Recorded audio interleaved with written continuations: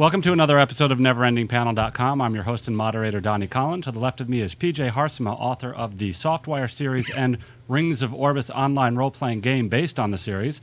To the left of PJ is Nick Smith, who is a fanish filker and a knowledgeable guy of all sorts. And to the left of Nick is, of course, my brother Eitan, co-creator, founder, and fellow Duberhead brother. So tonight's topic is filking. What the filk is filking, what's this all about with the music and the singing and the stuff that goes on, even at cons that we don't know about, and it seems to be its own subgenre within filking. And I know, Nick, you are some sort of expert in it, and reveal the secret, baby. Well, okay. Weirdly enough, it's what happens when you blend science fiction fandom and a long-standing American tradition. Because taking songs and altering the lyrics is a major part of American musical history and culture. I mean, when you realize that not only is our national anthem set to another tune, it was set to an old drinking tune because that's what the guy knew, and he could write the lyrics to it off the top of his head.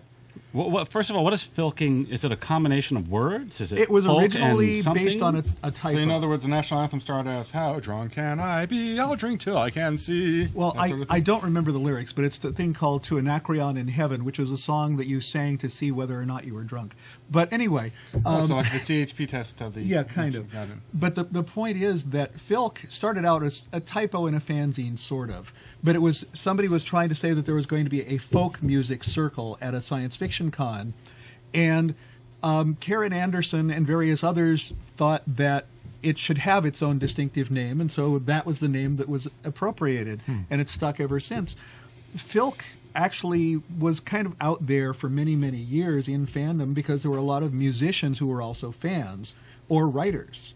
And so a lot of novelists would put music into their books, songs into their books, and fans would come up and say, well, how does that song go? And so sometimes the writer would actually sing them. The first convention I went to, a bunch of us went off to Peter Beagle's room so he could sing us the tunes that go with the songs from The Last Unicorn.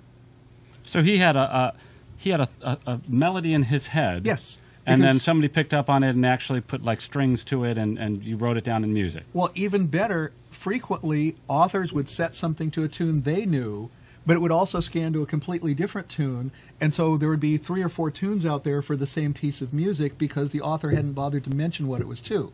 And in cases where we don't know, there's just lyrics there, so then it's up to you to figure it out and come up with your own music.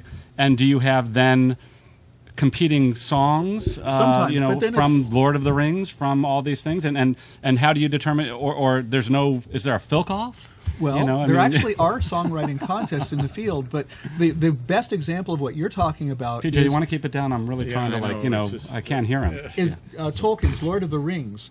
A friend of his set those to music, but Marion Zimmer Bradley and her friends also set them to completely different music. And there are recordings out there of both, and you get stuff like that. But the other side of it is the fan fiction aspect, where you see something in a story, and you, as a creative fan, go, that would be cool to set to music, or I could write a song about that. So who came up with Where There's a Whip, There's a Way? That was actually written by a professional musician, frighteningly enough. But that sounds so like a filk song. It's not even funny. I know, but there's stuff out there, and to me, what really brought the big boost to filk was a technological boost, which is weird. Cassettes, because before that you passed around vinyl recordings of things, and there weren't a whole lot of filk vinyl recordings out there. The technology was just too annoying. I'll tell you what's it's just so strange to me. I've read hundreds of books, tens of science fiction books. Eitan, I'm sure, has read way more than I have in terms of science fiction. And I have to say, and I'm a musician, by the way, not once have I ever thought to put any of the lyrics that I read to any kind of music in my head, so much so that I would want to get it down on cassette, DVD, MP3, whatever you're putting it down. So that's what seems so odd to me, that there's such a strong passion from somebody reading the work that they feel compelled to actually take those lyrics and put them to music. It's not just those lyrics, though. They make up their own just based on the universe. Sure. Oh, so they'll come up, so right, basically. Interesting, I didn't know that. So imagine someone writing a folk song set in the Star Trek universe. And you have that, or even a rock song, or any genre of music, you do that aspect of the what does Jingle creative Bells too. sound like in the Star Trek universe? Well, there was a wonderful song, Christmas on the Enterprise, that's a great narrative that weaves some of the traditional Christmas tunes in, but with Star Trek lyrics. And that was on one of the recordings that came out nearly 30 years ago. Wow. There are things like that, though. It's gotten to the point where people are putting out CDs, really high production values. And one of the things that spurred that is that a lot of writers are also musicians.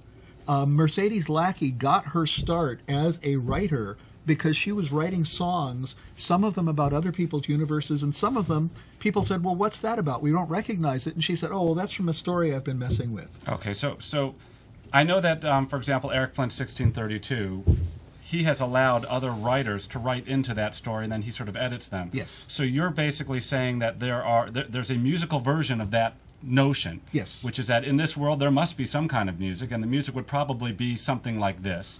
And then all that stuff is created? Or basically just a musical form of fan fiction sometimes. Yeah, that's really what it is. Sometimes it's based on original works. I did something really goofy at one point, which was to take the story of the Flash Gordon movie and set it to the music from West Side Story.